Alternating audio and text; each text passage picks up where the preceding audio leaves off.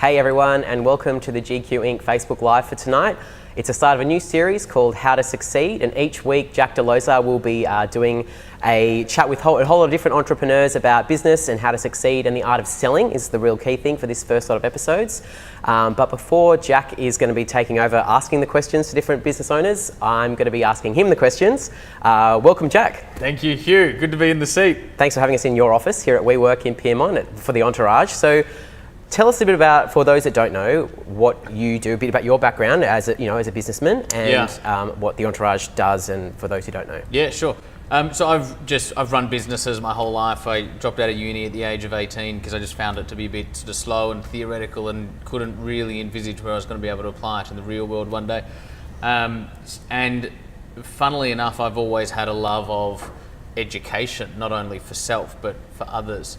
So ironically, I think it was my love for education that led me to drop out of university, because I wasn't getting the education that I wanted. And I went in search of it through a fairly entrepreneurial path. So I started my first business at the age of 18, stuffed a couple of them up, which was like the apprenticeship, right? That's what you do. You either learn at uni or you learn through your own mistakes, and I chose the latter. And then when I was, probably 3 or 4 years in the game, started a company called MBE Education with a guy called Buchanan, and that was my first real home run in business. We would assist SMEs to raise money from investors, buy businesses, build value, and ultimately exit. And that gave me the foundation that I needed in kind of every sense of the word to start the Entourage, which today has grown into Australia's largest education institution for entrepreneurs. So I guess you're skilled in the art of selling first yourself to other people, and then what you guys do as a business, and your idea is to get them across. So perfect topic to segue into what we're going to talk about. That was a good segue. Hey, how'd you like that? So the first kind of section we want to talk about is the art of selling yourself better. So everyone kind of struggles with thinking about making that good first impression and all those kinds of things. So what's your overall piece of advice to people that you see people do wrong every day in terms of how they sell themselves when they're talking to other people? Well, the good news is I think that sales is dead, right? And I say that's good news because no one likes to sell and no one likes to be sold to. Everyone loves to buy. We want to buy a car, we want to own a car, but we don't want to be sold a car. We want to buy a home, we want to own a home, but we don't want to be sold a home. And so I think modern day sales, I kind of think of it more as leadership today. And I think that modern day sales is really about how do you enable people to buy more so that you can sell less, right? I think when applied to selling yourself in a kind of like first impression type example, the overarching piece of advice is just be you. And I know that probably sounds like really cliche and corny and maybe even a bit shallow, but it's true, right? Unfortunately, in 2017, real is rare. And so just know that if you're an introvert, that's cool, be introverted. Have your data, have your detail, if you're charismatic and extroverted, be charismatic and extroverted. I think fundamentally, in terms of making an impression as a human being, determine who you are, be that.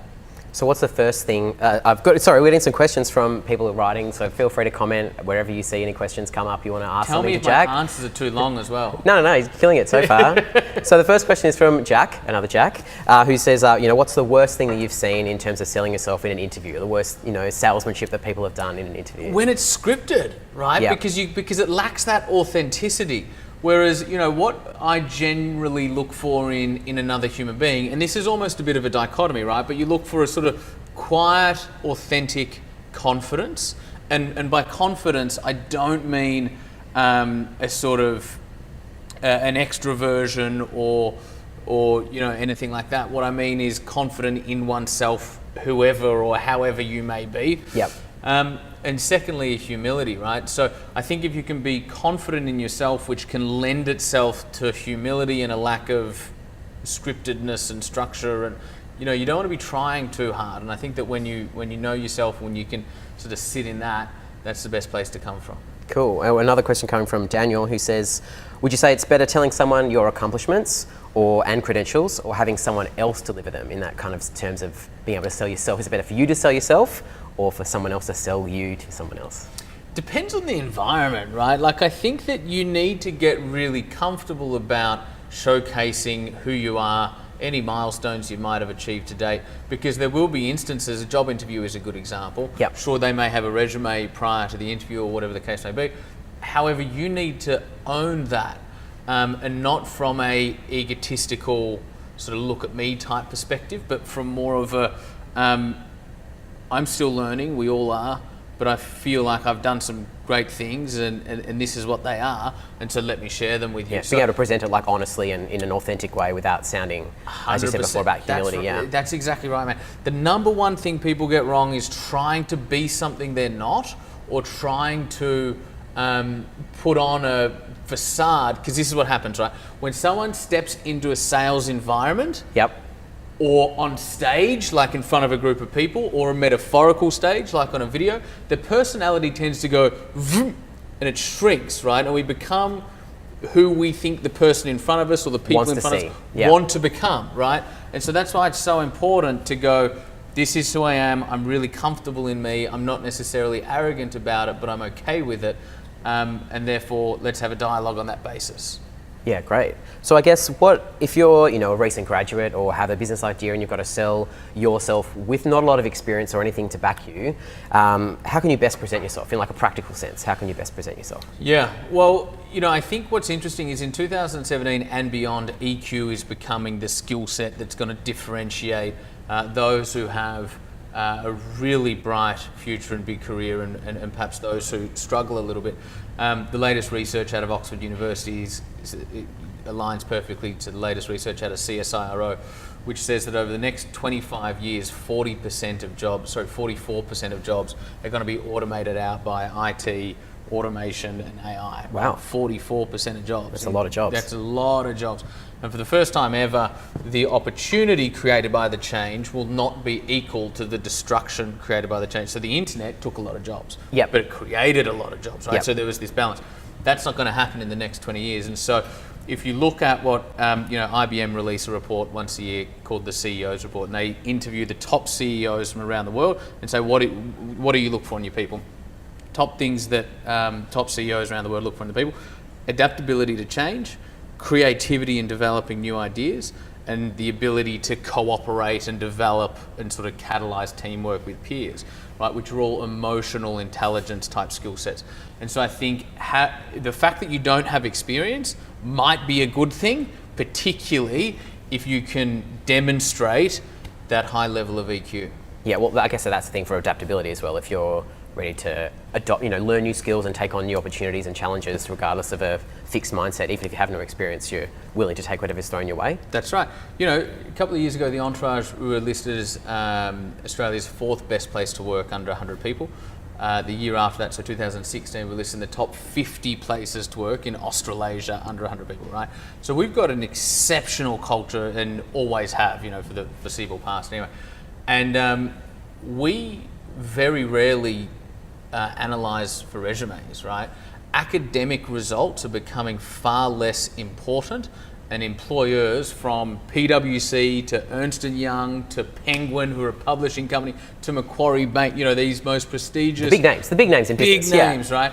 Are placing less and less emphasis on qualifications and grades and all of that sort of stuff. So it's more about who you are and what you can contribute. So a question from Lacey: if you're needing to sell yourself to people or on social media, and it's one of the main platforms to get out there in terms of social media, but you find that to be one of your main weaknesses, you don't feel comfortable on social media or comfortable on camera, what would be your suggestions? Yeah, so you need to be comfortable on social media, So, so it's one of those things. You just got to get good at it. 100%, because there's things that are becoming less important: grades, universities. The ability to remember geometry from year 8, right? Totally. Thank God, right? Because we're now being based on our merits and being judged on our merits. And there's things that are becoming more important, like your ability to adopt and, sort of be proactive on social media. With video, it's an interesting one. If you're just not cut out for video, find a different medium, like blog or whatever. But if you think that you can bring yourself to develop it as a capability, and I think you can, then start to practice.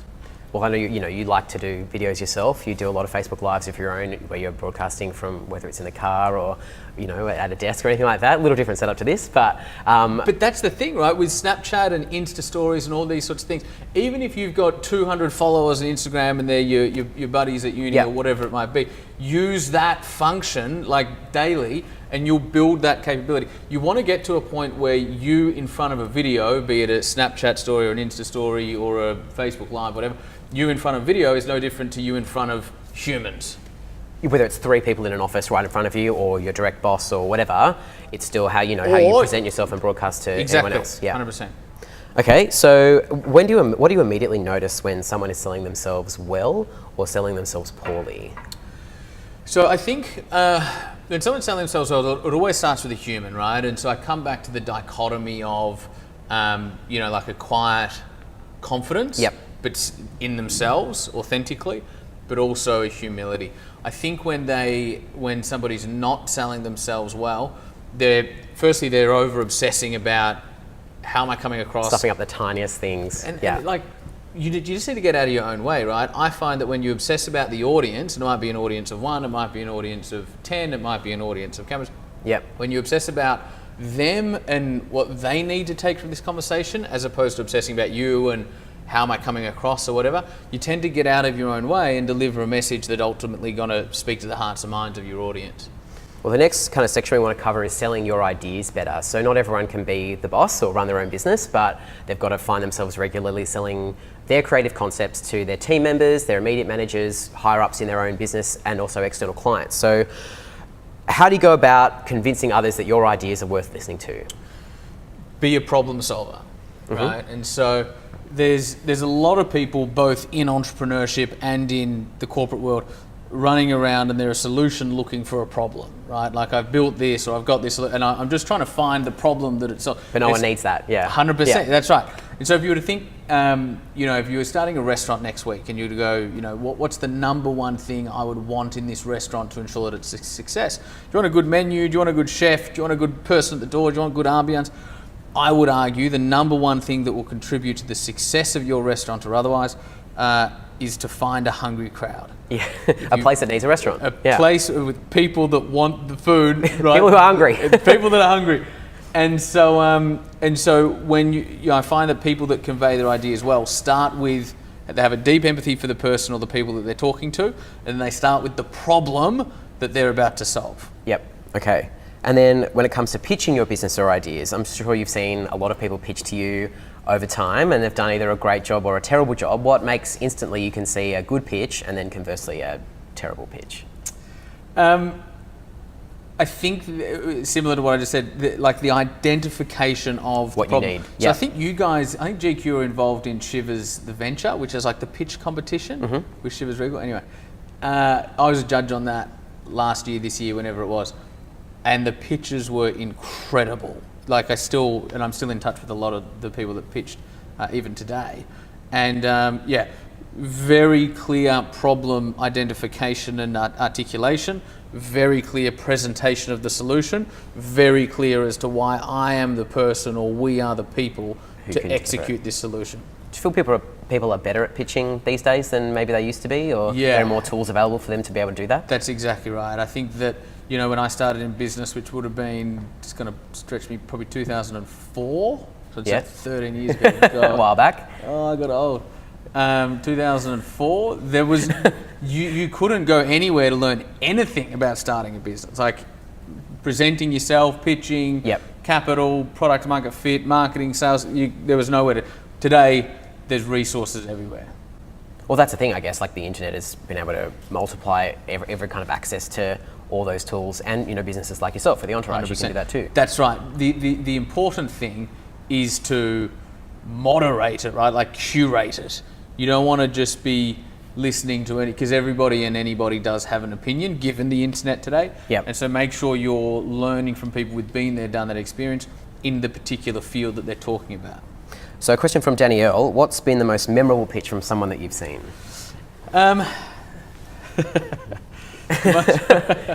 They're the bad ones, right? They're the bad ones. Really? Yeah. Like Because so we got a pitch document. It's called an information memorandum. I don't know, 6 or 7 years ago across my desk in my previous business, and it said, "We are a shoe business. Everyone in the world has feet. If we just get 1% of the market, you, Mr. or Mrs. Investor, will be a billionaire." Yeah. You know, and it's like sales and leadership. Please listen to this, guys. Sales and leadership is about making the future real. Whether you're an entrepreneur, whether you're in a career, whether you're sitting in an interview saying, "This is what I can bring to you," substantiate as to how and why, right? Yep. The more you can make the future real, the more you will be able to convey your point, right? We sell shoes and everyone has feet. Doesn't cut it. No. Close. Unfortunately. Close. Maybe close. Line ball, yeah. Question from Richard. How do you bring an idea to the table without seeming to undercut the boss? Really good question. I feel people would encounter this a lot, wouldn't they? Their boss might have different opinions or different thoughts on something, and then I've got the solution right here. How do you do it? I think give them ownership, right? It can help when, if that's the thing, like if you have a boss, and it would be unfortunate if you do, but I understand that some people might have a boss that needs to own the solutions. Firstly, they're stuck behind, and hopefully you'll surpass them one day. Yeah, that's their because problem it should be the other way around, yeah. right? As a manager and a leader, you want your people to take ownership over solutions, particularly when they're developed by them. But let's assume that they're not. Give them ownership.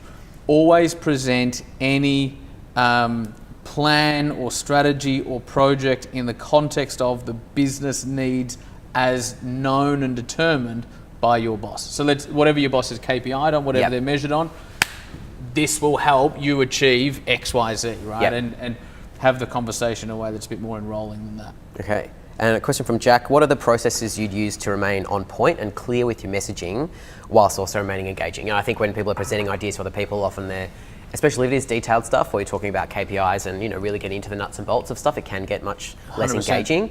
What are your, practical strategies for how you can do that? Don't have a script. Throw away the fucking script. It doesn't work, right? You want to be prepped. You want to have a structure. So you want to have, and you might have slides and dot points if you need to. I tend to agree with Steve Jobs, who said, people who know what they're talking about don't need slides, right? Because you can, if you genuinely know what you're talking about, you can just talk about it, right? Yep. However, in some contexts, it can help you stay in line on message, right? And so have a structure if you'd like to, but it's the magic and the communication that you add to the structure that will flesh it out is what will make it compelling. So build your framework, but don't keep too strict with what you have to say, because then you get I'm reading what I'm writing. I'm not focusing on actually talking to people. And then the person you're talking to says something that's not on the script, and you're like, oh wait, that's not on my script. You weren't supposed to say that. Go back, right? And it doesn't work. Well, I guess we'll move to the next section as well, selling your products better, which is, I guess the definition, or one of the main definitions of selling, is the exchange of money in returns for one's product or services, essentially. What would you recommend for people selling things? You mentioned before about how the art of sales, in its sense, is a little bit dead, but things like cold calling, reaching out to people on LinkedIn. How do you, for people who need to sell stuff or want to reach out to different clients or different people, what would be your approach for sales? It's a really good question, and if we kind of layer that on the things we've discussed, so have deep empathy for the person you're talking to, so you know what's going on inside of them, presenting what you're talking about as a solution to a problem that you know that they have, but then in the solution component of the conversation, you have to understand people don't buy products and services. People buy solutions for problems that they have, right? No, in my case, at the Entourage, we're an education institution. People don't buy courses. People buy a version of themselves that they dream of becoming, right? Yep. So people don't come to you and say, I really want to do this course for no reason. They come to you and say, I'm struggling with this, or I need help with this, or I'm looking for this. Yeah. How do I get there? Am I right? Well, what I'm saying is, when you're selling a product, or if I'm selling you a product or service, I'm coming at this conversation from my perspective because I've got an agenda. For your benefit, For my benefit. If I put that to the side for a second and just go, what's going on for Hugh? And if I follow your customers' buying decision deep enough inside them, through to their mind, down to their heart, right? What I will ultimately find is that you're helping them meet an emotion or meet a value that they have, like a personal value, Yeah. right? And so you need to find what that is and speak to that. Okay. Apple don't sell, sorry. No, keep going. No. I want to hear from you, less from me, more from you. Apple have never sold a phone in their life, right? They don't sell phones, they don't sell computers. You know, we've got a panel behind these cameras up the back there with 3 Apple computers, right? When you're sitting behind an Apple holding computer, an iPad right now. Exactly. I've got one in my pocket. Yeah. Right? Like, so there's 5 Apple devices in sight right now. It's probably more. Heaps more, I'd say, yeah. And they've never sold a phone or a computer in their life. When you're sitting behind an Apple computer, you're creative, you're a little bit rebellious, you think outside the box, right? Yep. That's what the product says about you, and that's why we have such an affinity toward them. And Yep. so again, if you can follow the buying decisions into the hearts and minds of the consumer, you'll find something so much more powerful than the product itself. That experience and that emotion that you get when you're using it as well, which is 100%. such a big part of sales too, I think. So when it comes to clients, you've got a whole lot of clients that you either have had to sell your product or services to, or people that have, bought into what you're doing. How do you manage those to be able to either continually sell to them or upsell them, depending on what you've got? Because, obviously you have a need to make your business as well. Like, it's not just once they buy into the experience, that's all well and good, but then you want to be able to keep them in there and get them, because obviously each side of the equation does have an agenda as well, that you want, make money by delivering great products, but you still want to make money. Yeah, and so you absolutely fundamental have to deliver on the promise, better yet, exceed the promise in which the transaction occurred. Yep. Right? But if we take that as a given, and let's say it's a consultancy type of a relationship, or like it's an ongoing relationship-based deal, Yep. People are silently begging to be led, right? Everybody from the customer that you're selling to the person that's interviewing you for a particular job, everybody, including you, including myself, we're all begging to be led, right? And so to sell on an ongoing basis to the same client or to get promoted on an ongoing basis, it's about needs identification, right? What do they need now? What do they need now? What can I contribute given my recent experience or my visibility or my position? What can I contribute now? And if you keep highlighting the road, 50 yards ahead, 50 yards ahead, 50 yards ahead, lead them down that path. When looking at it through the lens of leadership, I think you'll be able to sell a lot more effectively. Cool. So another question now, I guess a bit general stuff. From Laura, she says 60% of small businesses shut up shop in the first 3 years from the Bureau of Statistics. What are the greatest? Sad, isn't it? Well, yeah, but so what are the Heartbreaking. greatest challenges that are currently facing business owners starting something new, and then what are the key things that startups need to do to achieve and then maintain that kind of cut through? So we'll start with the first one. So the greatest challenges that small businesses or new businesses are facing. A lack of education, right? Like, it's harder in Australia to ride a jet ski than it is to start a business, because to ride a jet ski you need to get a license. To start a business, Anyone you go can to do it. abr.gov.au, you've got $60 or whatever, I can't remember how much it costs. 15 minutes later, you've got you've got a business. Yeah. You can employ people. You can, accumulate tax. You do all the things With that no skills required. There's zero nothing to skills, qualify you for zero what you do. qualification. Yeah. Right? And so, what the good thing that's happened in the last sort of say 5 to 8 years is a greater degree of good education coming into the Australian landscape that truly enables people to learn how to start and build successful businesses. A business will never outgrow its founder, right? The best entrepreneurs, here at the Entourage, we've had people come to us. They start off with us doing 20 grand a month. A few years later, they're doing $35 million a year, right? They come to us. They're working from their kitchen table. 3 years later, they sell a portion of their business at a valuation of $50 million, right? So, in terms of genuinely enabling people to start and build successful businesses, you won't find anyone better in the world than the Entourage, right? One of the things, the core thing that I've identified in looking at all of the members that have come through the Entourage, particularly the successful ones, is those who go on to achieve a high level of growth in their business realize that their growth in their business is a direct reflection of their personal growth. Right. And so they're always learning. Right. And a question from Richard, who says, is fear the greatest hurdle to success? It can be, and it probably is, yes.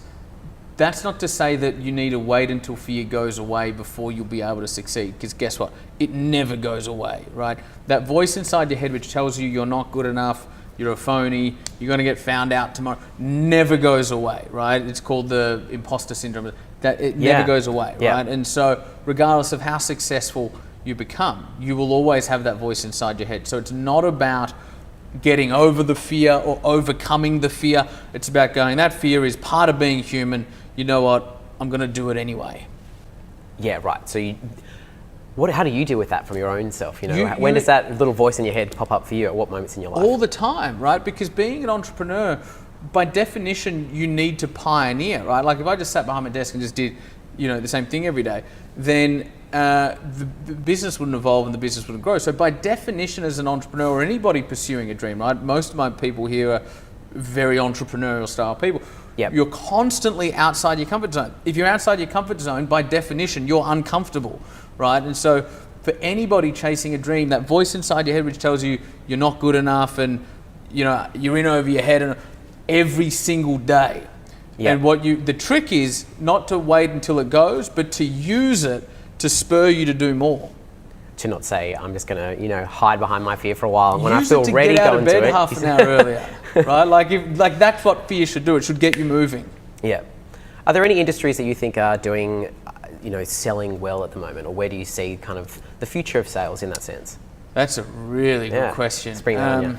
I think tech businesses are good to look at. If you look at Atlassian, for example, they're an iconic. They won the GQ Entrepreneurs of the Year. They did, last year's awards. Yeah. That was really cool, and I'm really glad that Scott and Mike won that because they're the best entrepreneurs in my view to ever come out of Australia.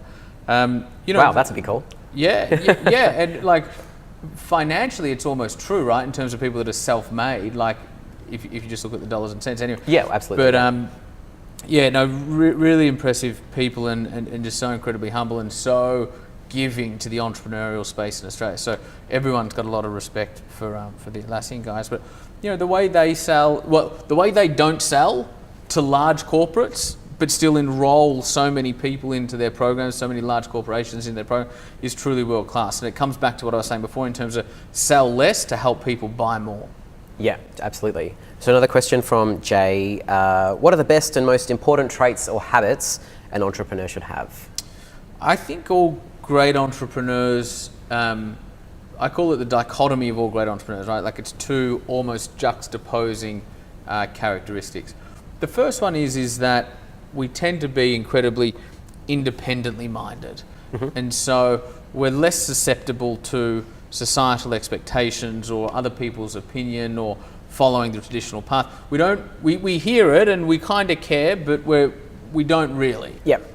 You're in your own lane, I guess. Exactly. And the dichotomy to that, or the other side of that same coin in great entrepreneurs, is they have a huge hunger to learn and to be coached. Typically, when you've got a highly independently minded person, they think they know it all, they don't seek knowledge. Typically, when you've got someone that just wants to be coached, can lack the independence of thought. Yep. When you find both of those characteristics in the one individual, watch them. That's a winner. That's a winner. Well, and our last question from Brooke, who says, what's the biggest mistake that you've made in business and what did you learn from it? If you can pick just one, out of many mistakes I'm sure you've made. Brooke, how long do you have? We've got a bit of time. The biggest mistake I've made in business? Everything. Growing too fast, not growing fast enough, having too much capital, not having enough capital, everything. And what have you learned from that? If there's one thing you can think that what you've learned from each of those things? The learning is that when you're pursuing particularly a non-traditional path, which all of you probably are, given that the traditional path ceased to exist about 10 years ago, you will make an incredible amount of mistakes, right? Like, I think it was Warren Buffett, who's the most successful investor of all time, said the person who is right 49% of the time will rule the world, right? People get hung up on not making decisions and not making moves because it's like, this has to be the right thing, or it has to be the right career, it has to be the right job, or the right business, or the right play, the right strategy, whatever, right? It's the people that go, you know what, I'm never going to know the future, but I'm going to go hard at it anyway. And I'm going to make decisions. Because here's the thing, in business, you never have enough information, you never have enough capital, and you never have enough resources before you need to make the decision. To go and do it, To go and do it. Well, there's another say that like perfection is the enemy of progress, so you can't exactly spend too much I'm time saying. getting hung up on That's that. exactly what I'm saying. Cool. Well, that wraps it up for today. Thank you everyone for their questions and for watching. Jack will be the guy asking the questions the next couple of weeks in the chair, talking with a few different other business owners and entrepreneurs that you'll see very soon. But yeah, thanks very much for joining us, and we'll see you next time. Thanks, guys.